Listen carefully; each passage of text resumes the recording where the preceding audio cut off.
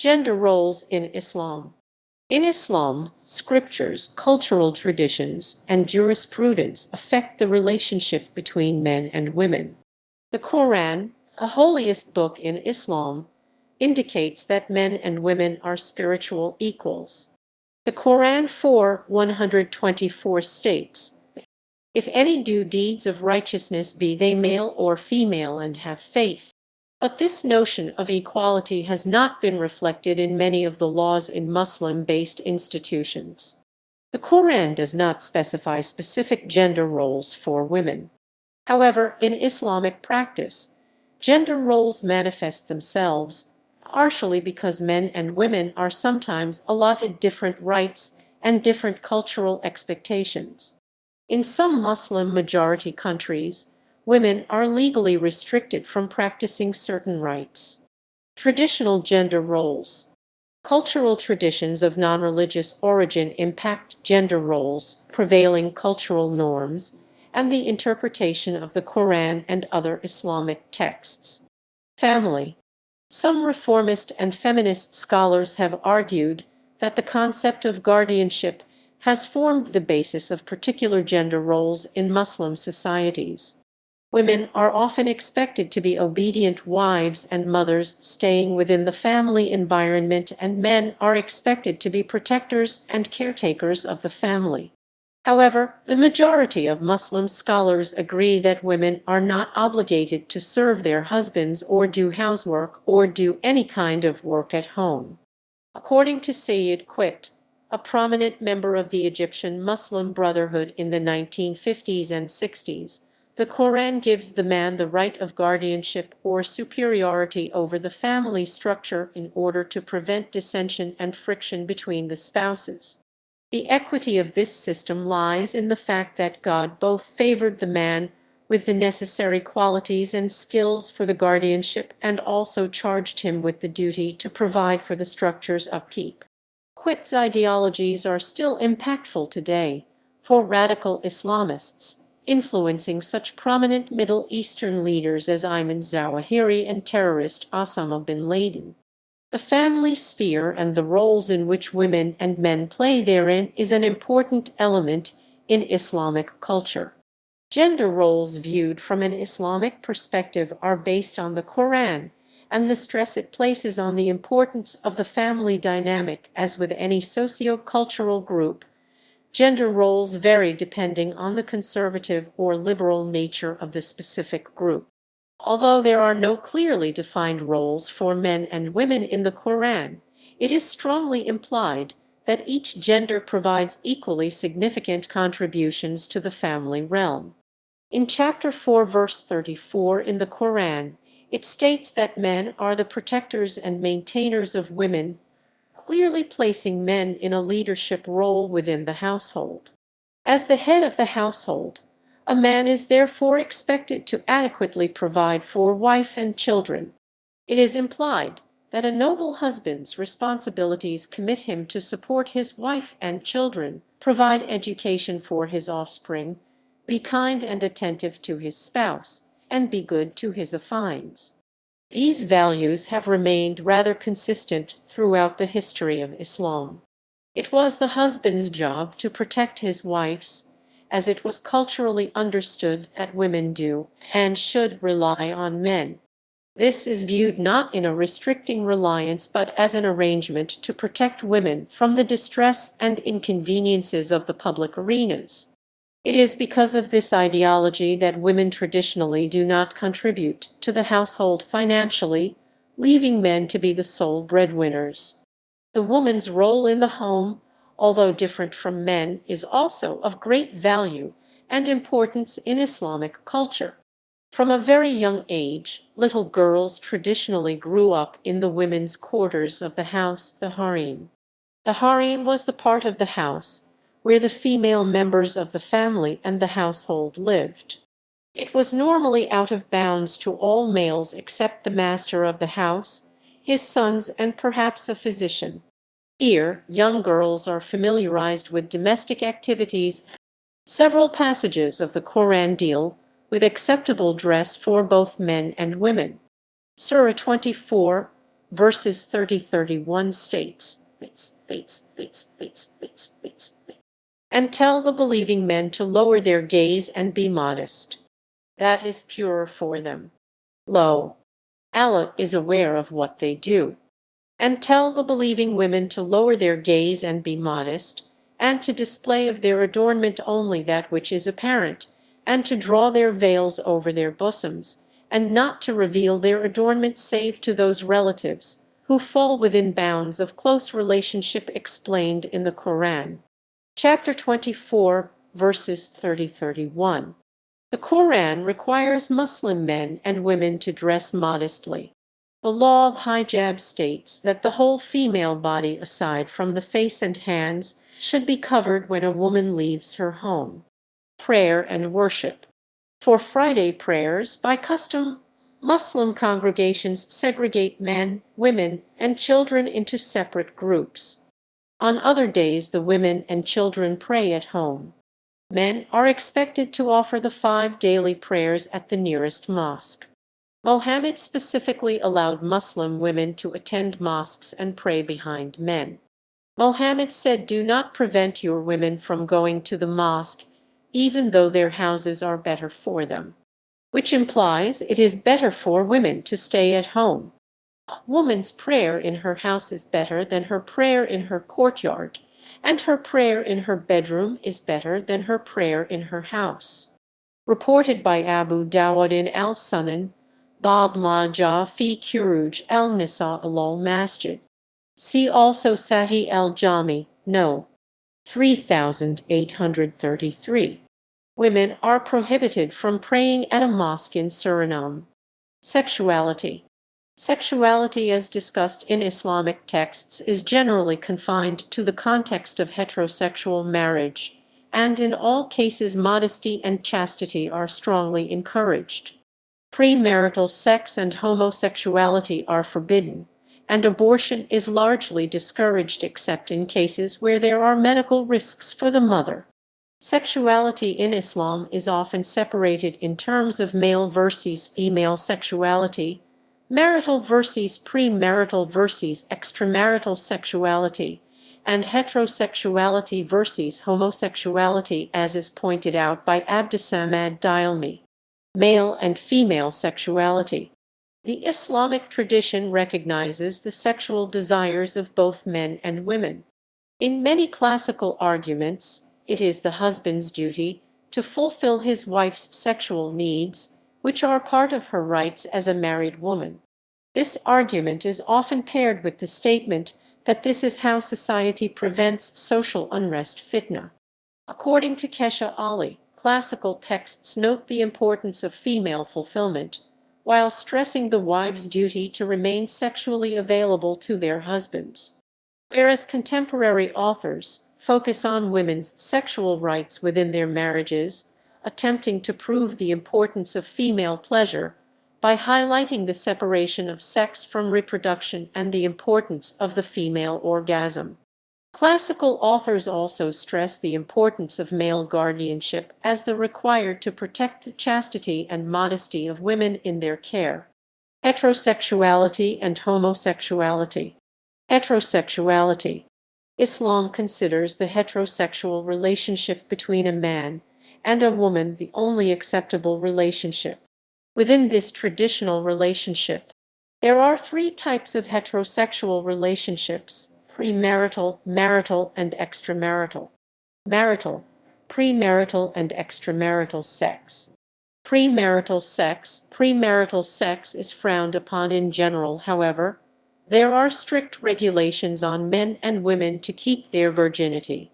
Men and women are advised to abstain from indulging in indiscriminate sexual relationships for mere satisfaction of carnal desires. Marriage is the only acceptable means to indulge in sexual relationships. Any other is considered as zina, one of the major sins in Islam. In Islamic marital practices, the male pays a dower for his wife. Other essentials are the presence of witnesses and wali guardian. Mohammed was reported to have said, "Marriage is not valid without sadaq, wali and shahidain dower, guardian, and witnesses respectively. The dower is a fixed amount of money or a gift of jewelry or property equivalent to it to the bride as her own. A Muslim marriage is there usually solemnized in the mosque before an imam where guardians of both parties appear on their behalf, usually that of the female, and the marriage pronounced after payment of the sadaq. It is not a contract that needs to be signed by either of the parties. Marital sex. Sex is supposed to be shared between spouses, a man and a woman. Men are technically allowed to take more than one wife, up to 4 wives, as long as he can provide for each wife equally and not differentiate between them in a practice known as polygamy. Polygamy, though technically legal, is not a recommended practice in Islamic culture. Women cannot have multiple husbands. Extramarital sex.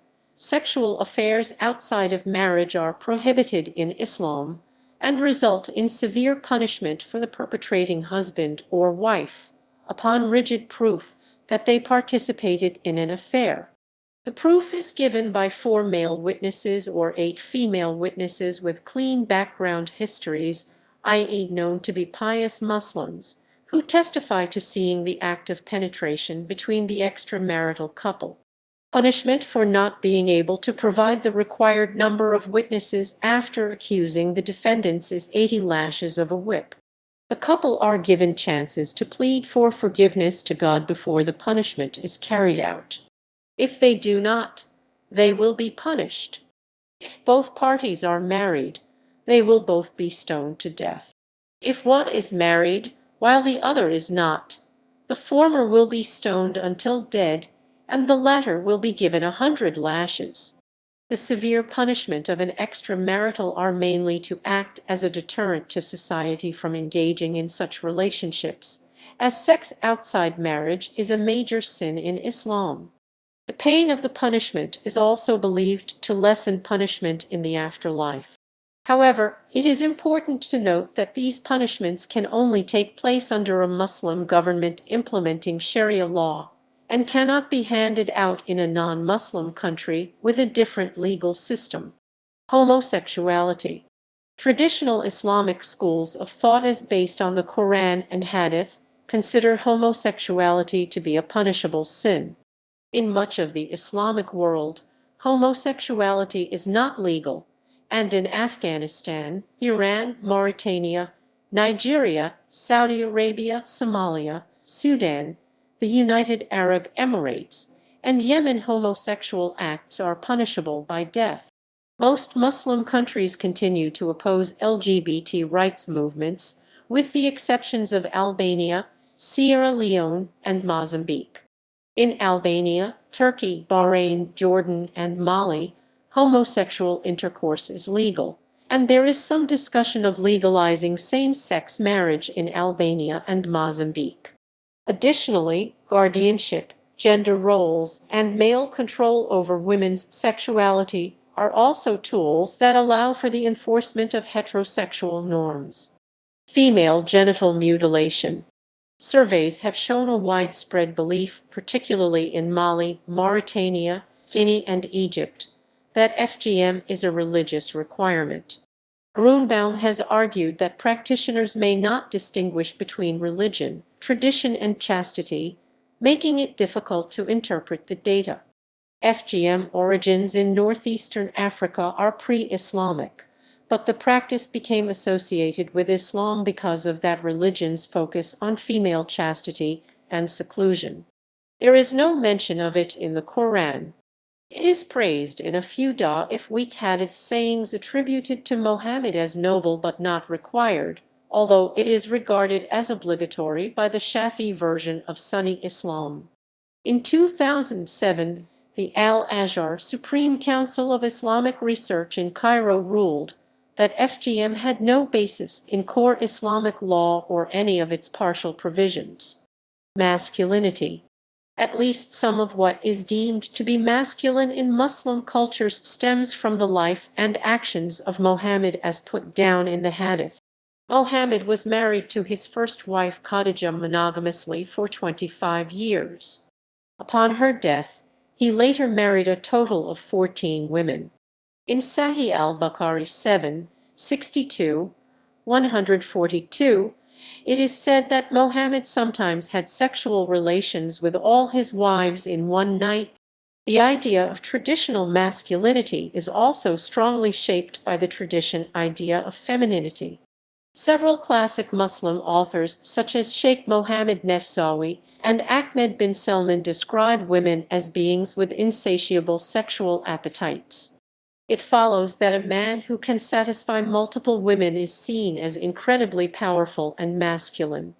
In addition to the relationship between Muslim masculinity and female sexuality, some concepts of Muslim masculinity stem from the relationships between Muslim men.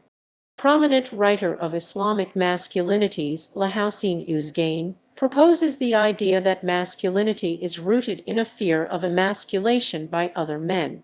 Additionally, projecting homosexuality onto another man is often seen as a way to emasculate him while reaffirming one's own superior virility.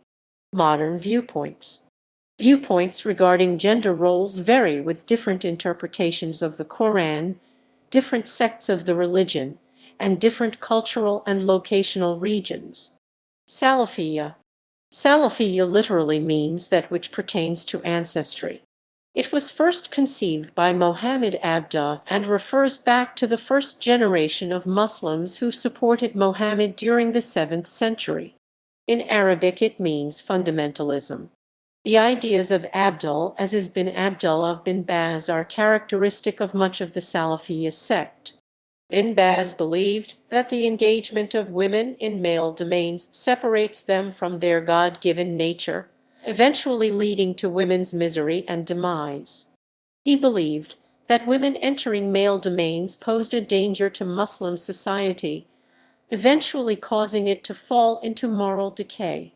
Additionally, he asserted that a woman outside the home was a woman denying her true, God-given character. He viewed the involvement of women in male domains as a detriment to the next generation, which he says may receive a worse education and less compassion from their mothers. Baz also thought that women should only work in certain fields, those that are within a woman's domain, such as female education, nursing, and medical care. But even these must obey a strict separation of gender. Wasatiyah. The Quranic and prophetic terms for moderation are reflected in the word wasatiyah, which means the middle way between extremes and upright without losing balance. Mohammed al-Ghazali's ideas characterize much of the wasatiyah school of thought. His ideas are shared by other notable and influential people, including Yusuf al-Qaradawi, Abdul Halim Abu Shakwa, and Hassan al-Turabi. Together they represent a growing modernist trend. Al-Ghazali indicated that Islam suggests a significant sense of equality between men and women. He maintained that there are traditions created by people and not by God that slow women's development and keeps them in religious ignorance, which he believes results in the degradation of the whole Muslim community. Ghazali asserts that women have been denied a say in their communities and have been restricted to domestic service. He also called for a change in Islamic thinking in general and the reevaluation of cultural traditions that are attributed wrongly as central to the Islamic faith. Fatema Mernissi. In her writings, Fatema Mernissi remarks that if women's rights are a problem for some modern Muslim men, it is neither because of the Quran nor the Prophet Muhammad, nor the Islamic tradition. She questions the social norm a man is dishonored if a woman in their family works outside of a domestic space. She asserts that in the male mind society is divided into an economically productive section that is public and male, and a domestic sphere that is private and female, and that these two areas should not mix. Heba Ra'uf. Heba Ra'uf, born 1965, Ra'uf stresses the importance of new interpretations of the Quran and Sunnah traditions and sayings of Mohammed. Ra'uf argues that the advancement of women's causes in Arab and Muslim societies requires a reworking of Islamic thought. She criticizes the efforts of those who draw their inspiration exclusively from Western feminism. Ra'uf dresses in the Muslim veil. This is a source of controversy within Islamic feminists. On the one hand, some feminists like Nawal el-Saadawi severely criticize the veil. Veiling and nakedness are two sides of the same coin. Both mean women are bodies without mind. But Ra'uf sees wearing a veil as a means of liberation. The veil neutralizes women's sexuality in the public sphere, making clear that they are citizens, not sexual objects. Ra'uf acknowledges that women belong in the public sphere, and she challenges any gender-based separation between the public and private spheres. She emphasizes that women's work should extend both into the private and the public sectors. Breaking the dichotomy would give housewives more social esteem and would encourage working women to fulfill their psychological need to be good mothers and wives. Countries: Saudi Arabia. Until at least October 2017, women are disallowed to drive in Saudi Arabia, the only country in the world with such a restriction. In some areas, such as Mecca, they are expected to cover their hair as well. While they have gained increased access to education and a few gender-segregated job opportunities, their representation in the labor market rate was barely more than 10% in 2002. Women's development in Saudi Arabia has been relatively slower than in its neighboring Arab countries, especially regarding the improvement of female participation. In 2004, the Fifth Jeddah Economic Forum held in Saudi Arabia had its first ever woman in key activities, with Lubna Alayan delivering the keynote speech. In the same year, the highest religious authority in Saudi Arabia reaffirmed in the 2004 Hajj Muslim pilgrimage speech that women should be grateful to the respectful role accorded to them by Islam as mothers. Iran. The Islamic Republic of Iran has witnessed a number of advancements and setbacks for women's roles in the past 40 years, especially following the Iranian Revolution of 1979.